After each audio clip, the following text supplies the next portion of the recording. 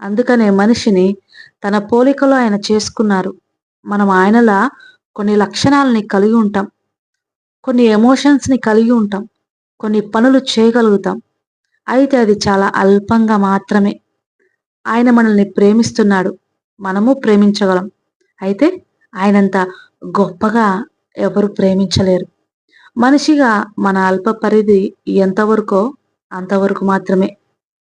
ఆయనలో మంచితనం ఉంది. మనలోనూ మంచితనం ఉంది.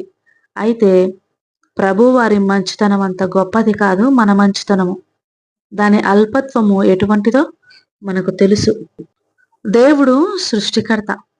మనలో కూడా సృష్టించే సామర్థ్యము, సృజనాత్మకత ఉంది. అయితే దేవుని సృజనాత్మకతకు, మన యొక్క సృజనాత్మకతకు ఎంతో వ్యత్యాసం ఉంది. అది మనం ప్రత్యేకంగా చెప్పాల్సిన అవసరం లేదు. మనకు తెలుసు.